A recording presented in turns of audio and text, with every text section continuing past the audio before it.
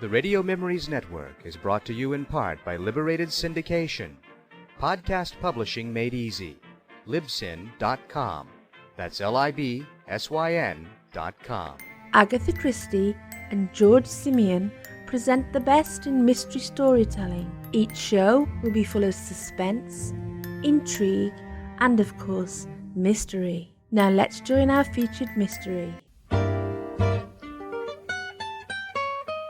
Georges Simenon's Madame Maigray's Own Case. Dramatised by Alison Joseph. Starring Nicholas Le Prevost as Maigret, with Julian Barnes as Simenon, Julie Legrand as Madame Maigret, and Ron Cook as Sergeant Lucas. Madame Maigray's case, you called it? Quite rightly, too. Without Louise, you'd never have solved it. A somewhat simplistic view, Simenon. On the contrary, Madame Maigret excelled herself. And my men? You always did gloss over the real work, the endless checking, the interrogations. I don't like to bore my readers. You can see my point, surely. I have a story to tell. Do I complain about it being boring? No, but...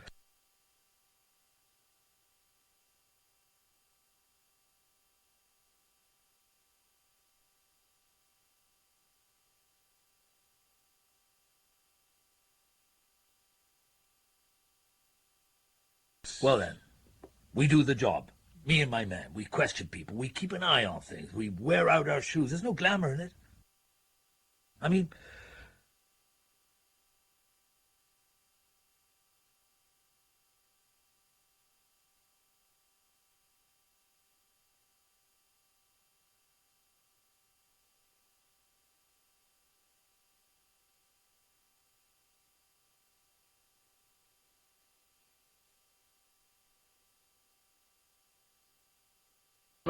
Anonymous notes and human teeth. But what you don't see is the other stuff, the endless checking, talking to the man's neighbours, the bar owners, the shopkeepers on the Rue de Turenne. And then there were those leaks to the press, which meant that every cab driver in Paris had a view on the case. You arrested him, though, the bookbinder. Yes, we had to.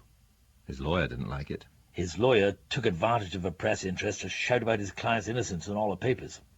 Well, I can see his point. Our bookbinder didn't appear to be a murderer.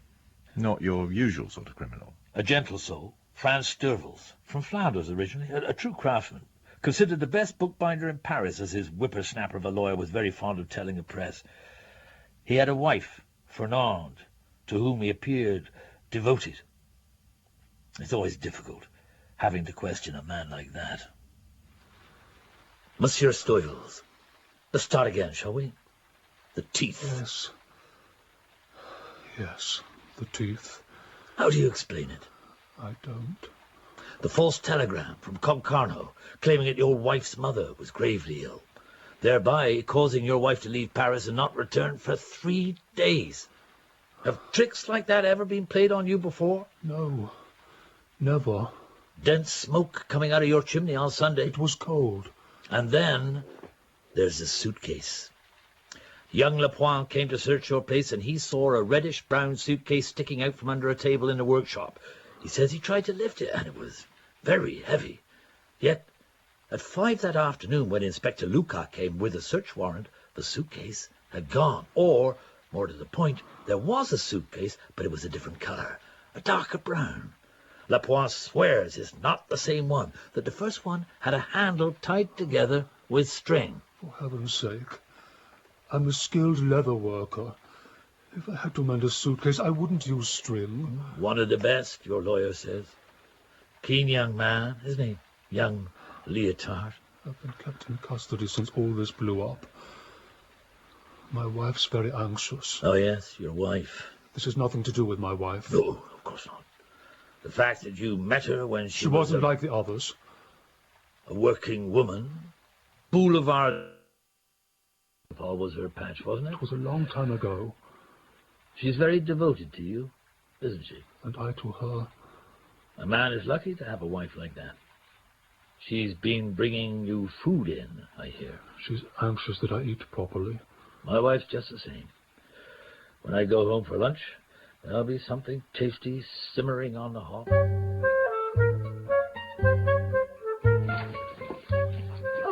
dear. Have you been waiting ages? It's full of smoke in here. Oh. Oh, it's all ruined. Well, I'd left it cooking when I popped out for my dental appointment. I was only going to be an hour. I had to open all the windows. I knew you'd be cross, but it's not as if I could help No, I'm not cross. Oh, I'd like to see you coping with what I've been through. The little boy crying and wailing. Oh, that poor casserole. Absolutely blackened. I was the dentist. And there you are, eating bread and cheese. I didn't even see the dentist. That's the whole point. I couldn't leave the place d'envers, could I? Why ever not? I just told you it was the little boy. I had to stay with him for hours. Even though he made such a fuss, everyone thought I was trying to kidnap him. Which little boy? I told you some weeks ago about the nice lady in the blue suit and her child. But you didn't listen, as usual. Yeah, the one I've got to know sitting on the bench in the square waiting for the dentist. Oh. Yeah, well, she was there this morning, as usual. But this time, she suddenly asked if I'd mind her child. Just for a moment, she said. And then finally, about 15 minutes ago, she came back. And I jumped into a taxi. What did she say? Nothing. What? Nothing at all. And she seemed such a polite woman. There I was in the middle of the square, the poor child crying, and then this taxi draws up, and I recognised her white hat. She didn't even get out. Just opened the door. And then the boy ran towards her, and he gets in, and she slams the door, without a word of thanks.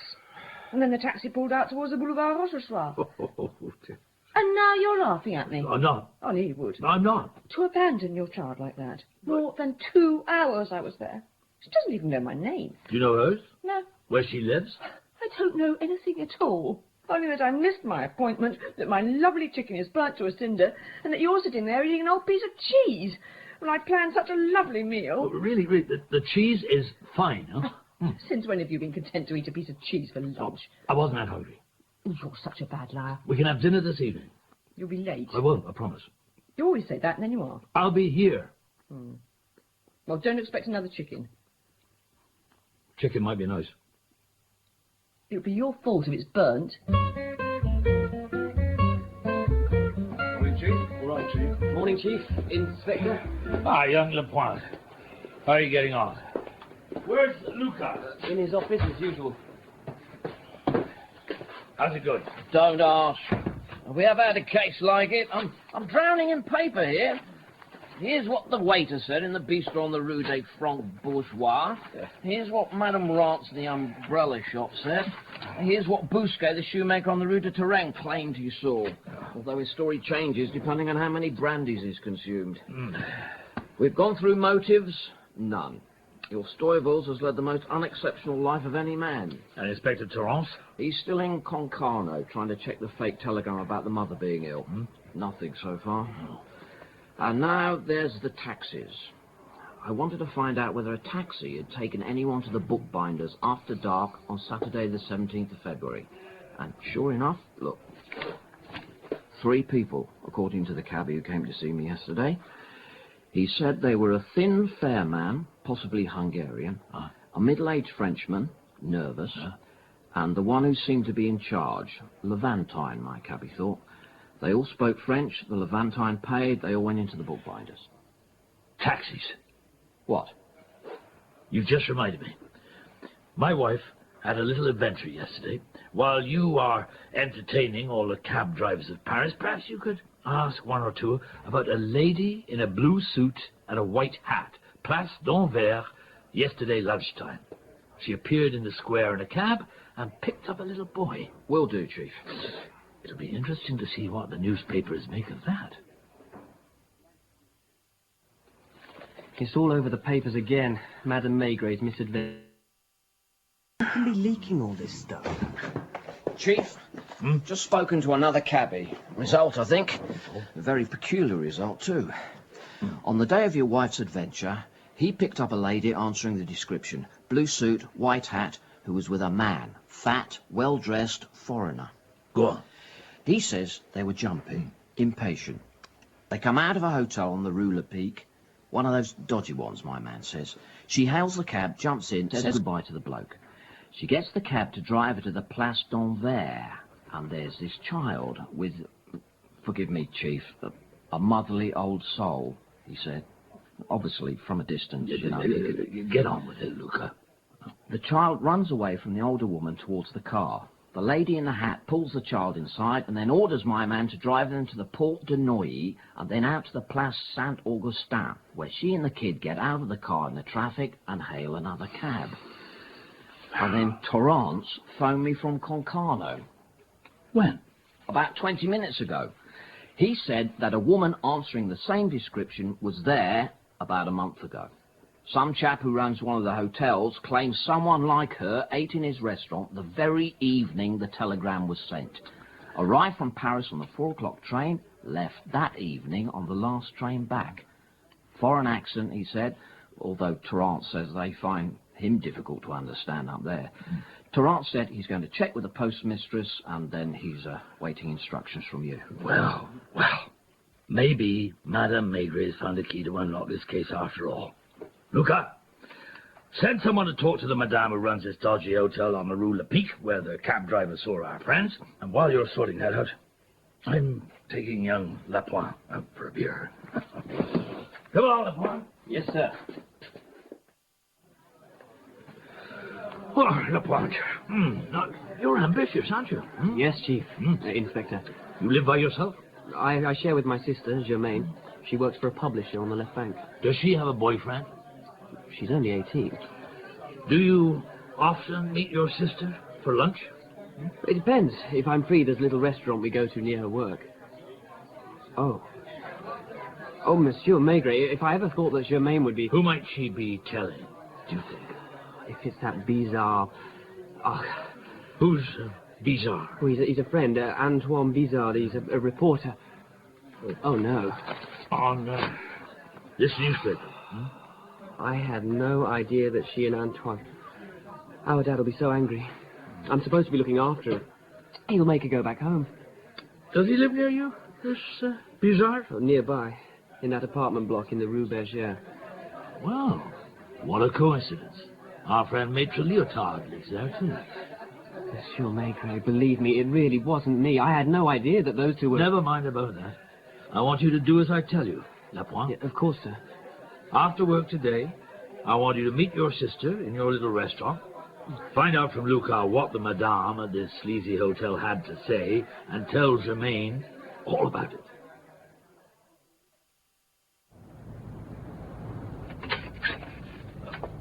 Madame Storyville? Oh, Monsieur Maigret, isn't it? Is anyone with you? No. What are you doing here? You can see for yourself. Visiting, just like you. Monsieur Alfonsi. And how are my old friends on the Vice Squad? All the better without you. I could have had you all for unfair dismissal. But I'm not the sort of chap to bear a grudge. Especially when running a private detective agency seems to suit you so well. Does Maitre Leotard pay well? I've no idea what you're on about. I'm waiting. What for? For you to go. And if I don't? You don't want to find yourself trailed by one of my men, do you? No need to get nasty, Monsieur Maigret. I know when I'm not wanted. Does he often come here? I don't like him. It's something to do with underwear. How's your husband? All right. He reads all day long. He's bearing up. And you? Yes. I'm all right, too, I suppose. May I sit down, madame? Of course. You see, I want to know what happened, and at the moment I'm completely in the dark. Monsieur Maigret, we're all in the dark. Do you love him? Love? What I feel for him, it's beyond love. Your husband is a man of regular habits, isn't he? Yes. You hardly ever apart. He never went out without me. Monsieur Leotard. What about him? Why did your husband choose him? Franz doesn't like Leotard. He didn't choose him. Just a minute. What did you say? Maitre Leotard came to see us that day. The day before you took my husband away. But at that time, he had no lawyer because he didn't know he was going to be charged. Yet when I told him to choose a lawyer, he named Leotard. I see what you mean. Oh, look at these children that press their noses up against the window all the time.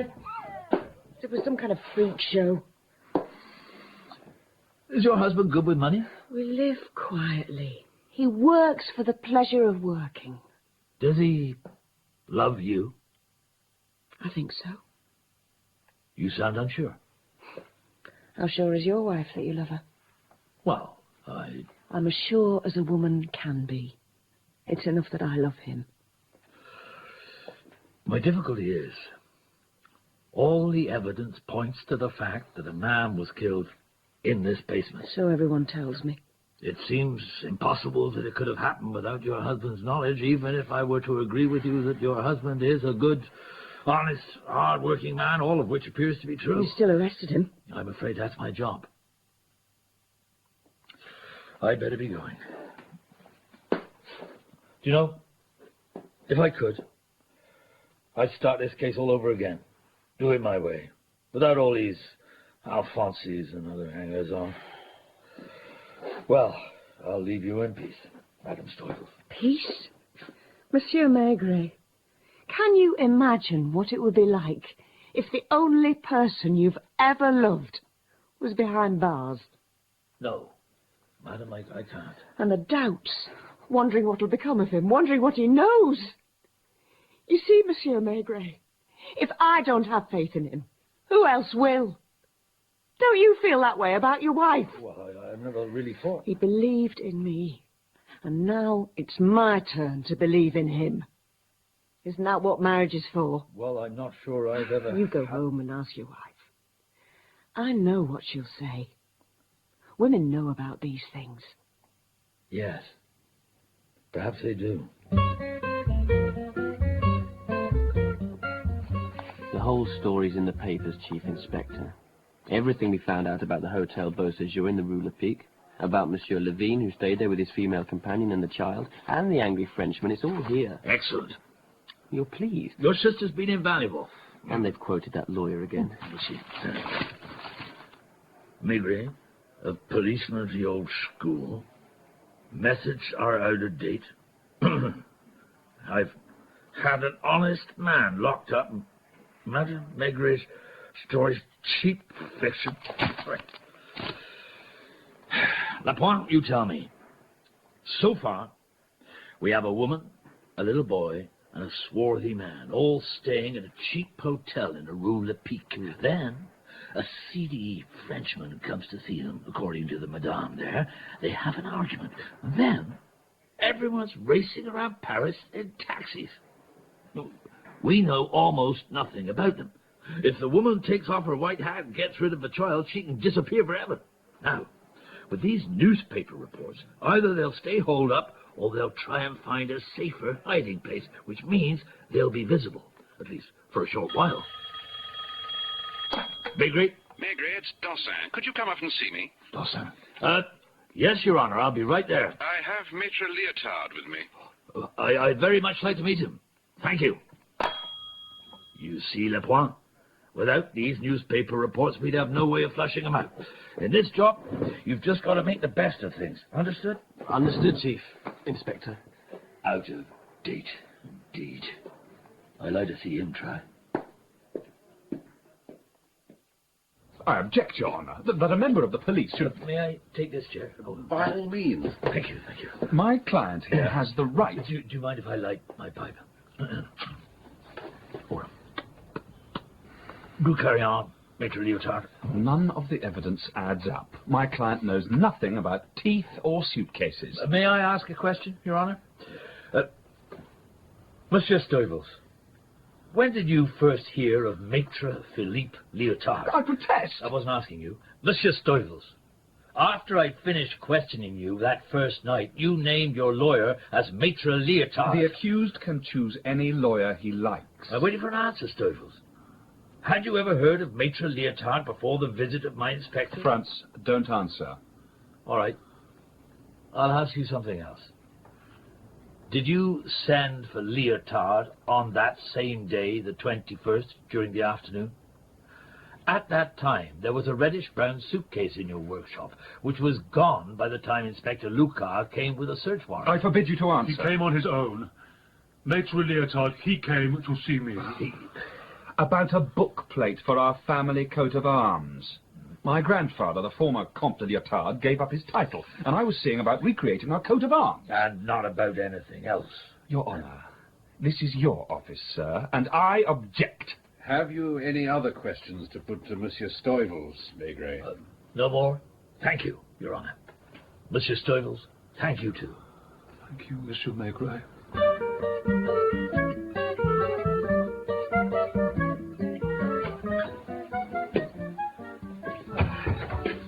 Well, there you are. No supper then? I've only just got back myself. Oh, I've got completely soaked. It's your best clothes. Anyway, you never come home for meals these days. But you see, I began with the department stores, although I really wasn't sure. And then I did the whole Rue Lafayette. Then I went up the Rue Notre-Dame-de-Lorette and along the Rue Blanche, all on foot and in the rain. What are you talking about? The hat, of course. Oh, the hat. Of course. It's been on my mind, this business of the white hat. And obviously it's not men's work. I mean, white hats have been in for some weeks now, but one hat is never exactly like another. And at least I've had a good look at this one. Now, you don't mind if dinner's cold, do you? I've got some things from the Italian delicatessen. Parma ham, hors d'oeuvre. Oh, and look, they've started doing these lovely artichoke hearts. And the hat? Talking of hats, Maigret, yours is dripping rain onto the carpet. You see, I knew there was no point looking on the Rue Saint-Honoré or Avenue Matignon, but then it wasn't a hat from the Galerie au Printemps either. Somewhere between the two, I thought, and definitely a milliner's, and a milliner's with good taste. So I did all the little shops around the Place d'Anvers. Oh, I must have seen 100 white hats. And finally, it was a pearl grey one which stopped me in my tracks. It was on the Rue Camartin, in the window at Hélène et Rosine. It was exactly the same hat, in another shade, with the little veil just here above the eyes. So you went in? Yeah, why is that so surprising? Was I surprised? Just because you can't see me trying on hats in a class in milliner's. I didn't say anything. Anyway, I did go in there, so there. And I asked in a perfectly normal way whether they had the same hat in white. And she said, no, they had it in pale blue, yellow and jade green. They'd sold the white one more than a month ago. So I sighed and said, oh, that must have been the one my friend was wearing. Oh, dear, I was blushing. I could see myself in all the mirrors. Nearly as bad a liar as you are. And then she said, well, do you know the Comtesse Panetti? With this tone of surprise, which I have to say was rather rude. And I said, yes, I'd met her, and that I'd very much like to see her again, because she'd asked me for some information, and now I'd mislaid her address. And then she said, well, she's almost certainly still at the Claridge. There. I thought you'd be pleased. I am. I thought I'd done rather well. Yes. You have. And you've been so grumpy recently. I was only trying to help. I'm just thinking about something. Next time I won't even bother. It was just something that Madame Stuyvels said. Who?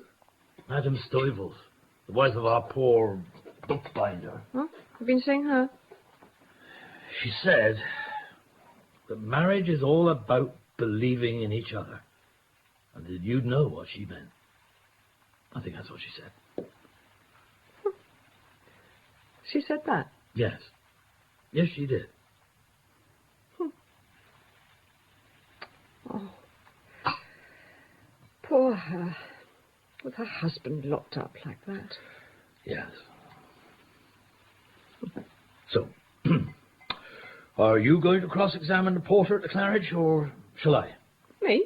What do you think I am? A police inspector? Come and have some supper, you silly boy.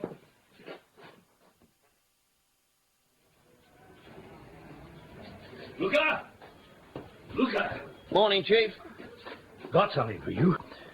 I visited the Claridge Hotel late last night. Not your usual haunt, Chief. Oh, the night porter there, he's an old chum. Very helpful. The Countess Panetti, you see. At first I thought she was the woman in the blue suit, but the Countess herself is in her 70s, wealthy widow of an Italian industrialist. She has an Italian maid, Luca, who wears a blue suit and a white hat, and is called Gloria Lotti. She also has a son-in-law, a Hungarian called Krinkler. And the Countess's daughter eloped with this man, and then they separated, but he seems to be trying to build bridges with his ex-mother-in-law. He's also broke. Maigret, wait. Slow down. The Countess, with her maid, left Paris on the 15th of February in Krinker's car, a chocolate-coloured Chrysler. Krinker was driving. The Countess hasn't been seen since. Nearly a month later, my wife became embroiled in the affair with the little boy. Gotcha, Chief. A rich elderly lady. Now we're getting somewhere. So it appears. I'll get the boys onto missing Chrysler. We should check the results for the Countess, too. Moores, up in records, has found a photo that matches the description of the seedy Frenchman. Alfred Moss. A Belgian, in fact.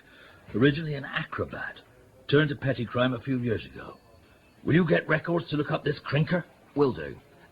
So, Chief, how did you make the connection between our little gang and the Countess Panetti? Well, let's just say it was feminine intuition. I have a photograph I'd like you to look at. Do you recognize this man? Of course. It's Alfred, my husband's brother. Well, when did you last see him? About 2 months ago. We came to dinner, as usual. With a suitcase? He always has a suitcase. Do you know what he does? Not exactly. Franz says he was an acrobat until he had his fall. I feel sorry for him.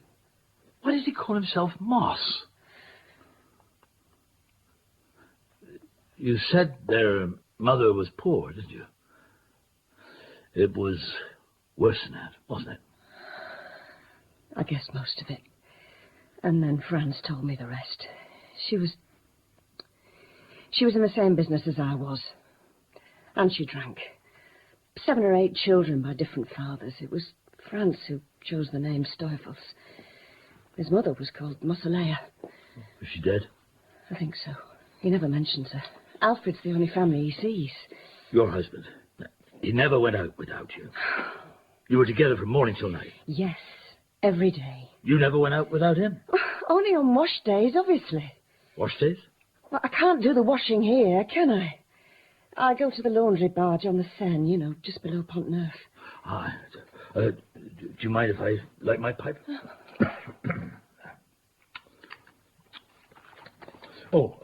By the way, have you heard of the Countess Panetti?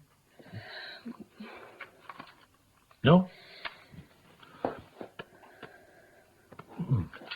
Or her son-in-law, Mr. Krinker? No? Oh, well.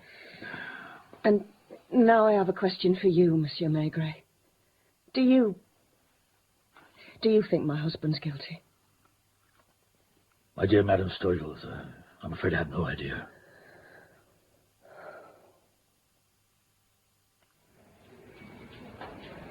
Good morning.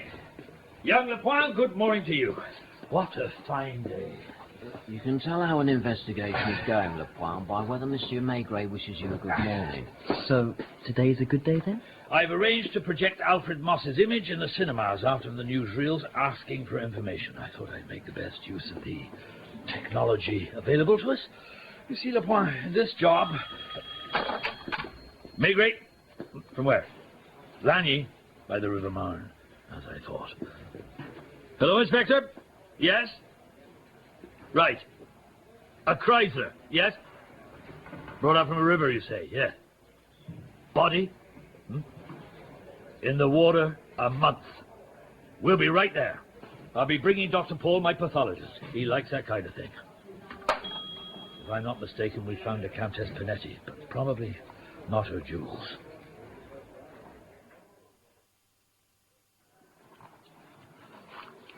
You're very quiet. Am I, sir? Lot to think about today? Suppose so. Bodies of murdered countesses hauled from sunken cars, that sort of thing. You see, Lapointe, in this job... And now, what are these messages? Well, well. Apparently, if I can make out Lucan's dreadful handwriting, a young woman came in with her father, having seen the photo of Moss. I knew the newsreel idea was a good one. And he says he must... Moss had been lodging with them. called himself Peters. Peters, alias Moss, went out on the night of that Saturday in February, which of course is when Madame Stuyvels had been lured away to Concarneau, reappeared the next day, then didn't leave his room for a week. Vanished sharpish 12th of March, which is the day that my wife was left with a little boy. I see, sir. And according to this, Leotard phoned several times wanting to buy me a drink in the Shop du Negre. Don't you think that's very civil? Yes, sir. Talking of suitcases, Lapointe. Were we? I've had an idea. Now, think before you answer. Do you want to try something difficult? Wait. This won't get your name in the papers. Quite the contrary. If you succeed, nobody but you and me will ever know about it. If you fail, I will be obliged to disclaim all responsibility and maintain that you were acting on your own. I understand. You don't understand at all, but it doesn't matter. Now, listen to me. It's 9 now. I'll set off now to join Leotard to this drink. You know where the lawyer lives? On Rue Bergère, 4th floor, on the left. You've been taught how to open a door, haven't you? You want me to... Lucas will give you the tools. And if it's not at the Rue Bergère, just go straight over to the Rue de Douai, Alphonse's place. Room 33 in the Hotel du Massif Central. Same thing there.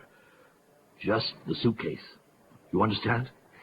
Phone me at the Shop du Negre in the Boulevard Bonne Nouvelle. Yes. Yes, Chief Inspector, sir.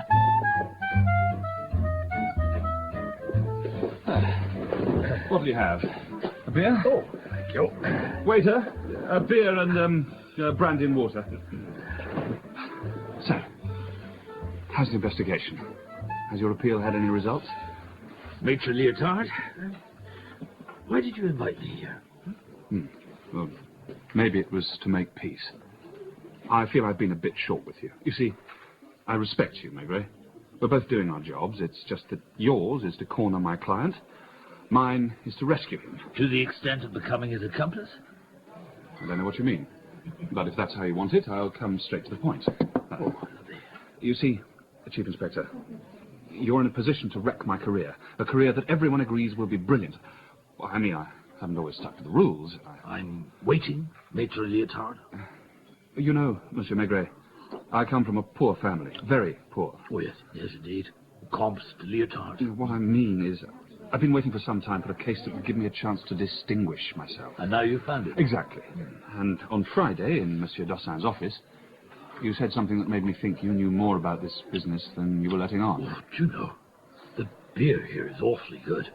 I think I'll have another. You're determined, aren't you? Look at that cashier. Now, she's a proper cashier, like the ones from the old days. That black silk blouse, hair all pinned up, guarding the phone like that. All right. I admit it. I made a professional error in soliciting Stuyvels to become my client. Oh, yes. A professional error. I happened to hear about the case. There's a friend of mine, lives in the same building, Antoine Bizarre. He works on a paper. He has a girlfriend who... Yes, the sister of one of my men. So you do know? I like the way you tell it, Leotard. Well, through Bizarre, I heard that the police were interested in a bookbinder on the Rue de Turenne. So I went over there. On February the 21st, early in the afternoon. You're a cruel winner, Monsieur Maigret. Go on. I told him that if he was in any trouble, I'd be glad to defend him. And it's for his sake I invited you here this evening. Anything that harms me would harm him by association. There it is, Monsieur Maigret. It's for you to decide. Are you more interested in the cashier than in what I've got to say? No, not at all. I'm in your hands, Monsieur Maigret. All you have to do is go and see the chairman of the Bar Council and tell him what you know. Now look. She's taking a call. Excuse me, Leotard. I believe that's for me. Maigret. Yeah. Thank you. I'll take it here. Hello, you, Chief Inspector? Yes. I've got it. It wasn't at the lawyer's. I did it just like you said. Nearly got caught by the concierge. Then I went over to the Rue de Douai. It was easy. No trouble getting in. The suitcase was under the bed. What shall I do with it? I'm at the cigar store on the corner now. Take a taxi to the office. I'll meet you there. Yes, sir. You are pleased, aren't you, sir? Yes, you've done well. Right then. See you later. Yes. See you later, Chief. Yes, right. Another beer, I think. And waiter, can you bring this man a brandy? Neat. But I have... Make it a double. I don't want enough of... Tomorrow morning, Leotard, I am indeed going to report you. Not to the Bar Association, to the public prosecutor. You and your crony, Alfonsi. I don't see why... Suppression of evidence in a murder case. Ooh. You're looking at years, I'd say, not months. Must go, old chap. The drinks are on you. Oh, how very civil of you. But... You see, dear boy, I've got the suitcase.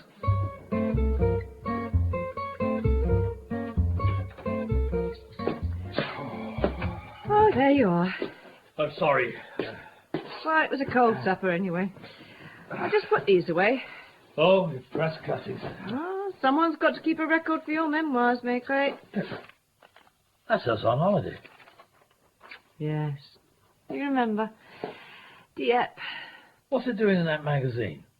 Well, didn't you see it? Came out recently. A 4-page article on the early days of your career and your methods. My methods. Did you find the ham on the coal shelf, dear?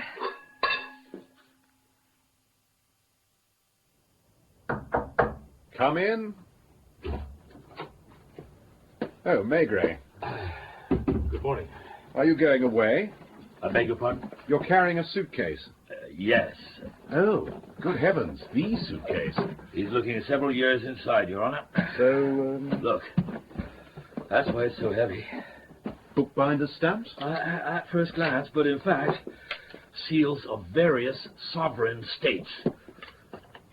Here's one for the United States. And official seals, government departments. Passport forgery? Exactly. Sturville's brother Alfred provided him with the models and the passports. Have they been in this business long? Roughly 2 years, judging by the bank accounts. I've been on the phone to most of the banks in Paris this morning. So, Alfred Moss is a professional. Alfred Moss, first and foremost, is a clown, an acrobat. But a couple of years ago, he found out that fake passports, especially for America, were worth fortunes. That's when he thought of his brother. It occurred to him that a bookbinder would be able to do just as good a job with the official seals. But why should Sturville's have accepted to do it? In my experience, people who've known the kind of poverty that he knew as a child, real grinding poverty, I mean, have such a terror of the bad days that they're capable of anything. When did they do this?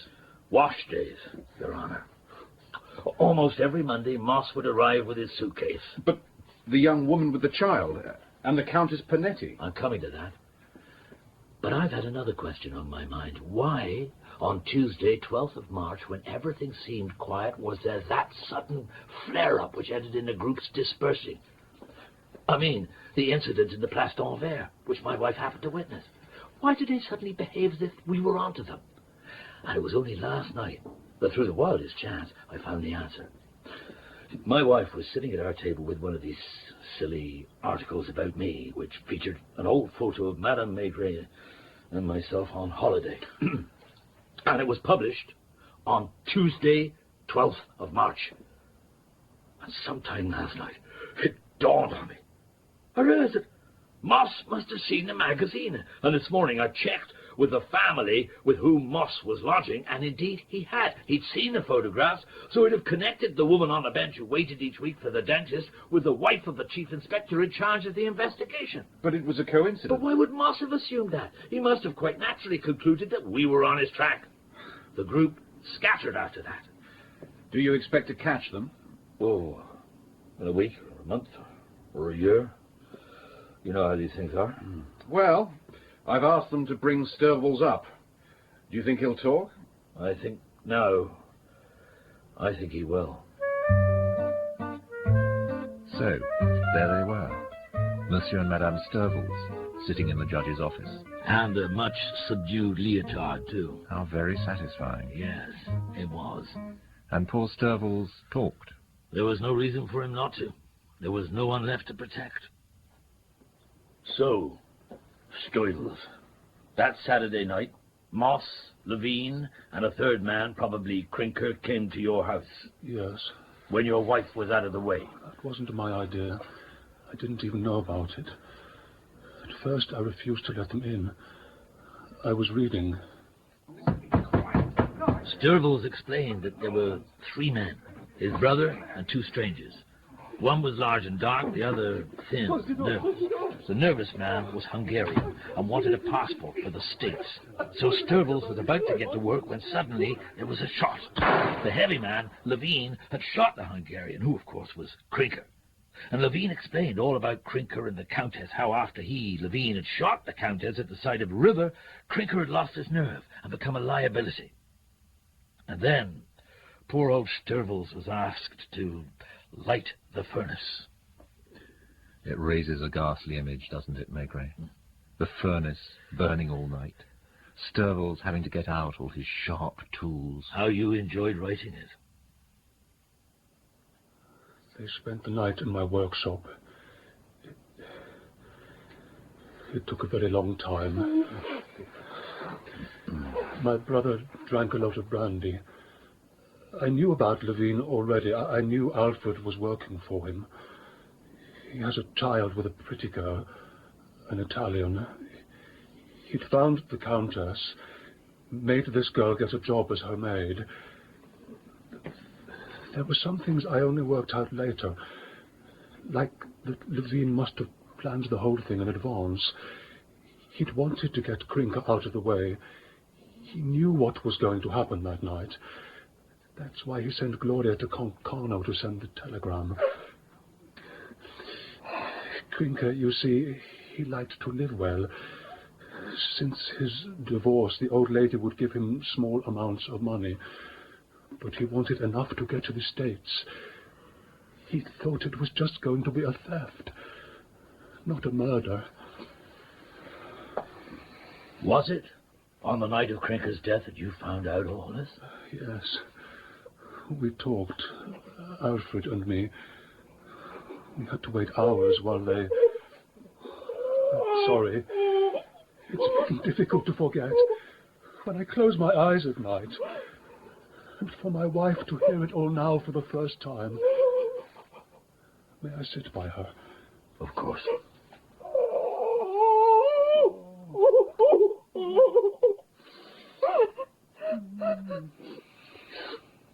Oh, never mind, love. We'll manage. And you'll still be able to work.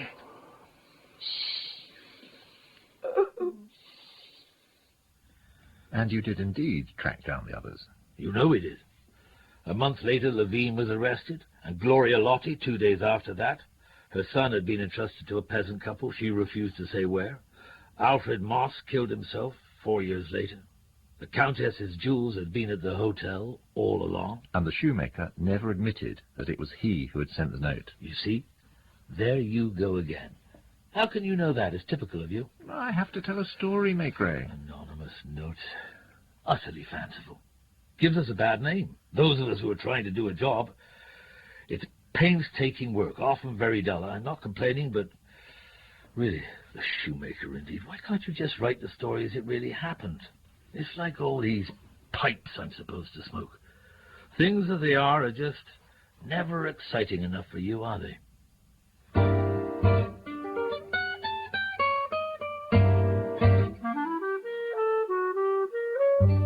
Georges Simenon's Madame Maigret's Own Case was dramatized by Alison Joseph. Nicolas Le Prevost was Maigret, and Julian Barnes, Simenon. Madame Maigret was played by Julie Legrand, and Sergeant Lucas by Ron Cook. Sturvels was played by Paul Sir, Madame Sturvels by Victoria Carling, Lyotard by Nicholas Bolton, Lapointe by Carl Prekop, and Alfonsi and Dossin by Martin Hyder. The music was by Lucinda Mason-Brown. The director was Ned Chaillet.